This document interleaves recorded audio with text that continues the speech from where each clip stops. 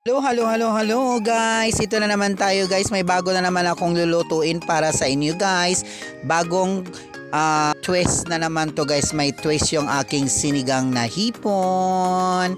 Ayan na guys. Kukuha na tayo ng ating mga panggisa.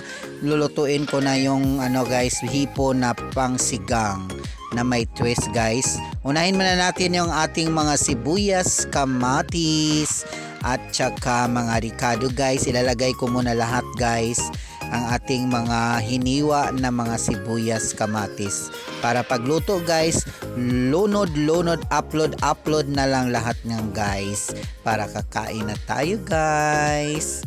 Ayan na guys, kamatis, sibuyas ang ating guys, para pampasarap, pampalasa ng ating lutuin. Sa aking lalab guys, pinakita ko na sa inyo ang aking pinaghiwalay na ingredients para sa aking panggisa.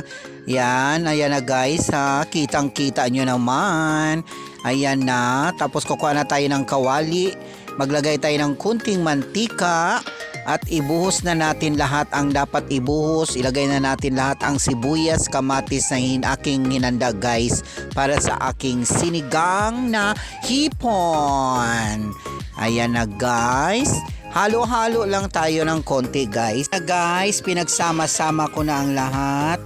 Ayan na, bago ko siya ilagay ang ating hipon guys. Ayan na guys, lalagay na natin si hipon at saka konting halo lang guys bago ilagay yung mga gulay. Ayan na guys, na kulay orange na yung ating hipon guys. Halo ng konti bago natin ilagay yung ating gulay guys. Lagyan natin na siya ng konting sabaw. Guys, maglagay tayo ng konting mainit na tubig, tapos ilagay na natin ang mga gulay para pampasarap ng ating bagong sinigang na may twist na sinigang na hipon guys. Ayan na guys, maya na lang konti guys, sama-sama na kaming family, kakain na kami guys. Luto na ang ating sinigang na hipon. Bye bye guys.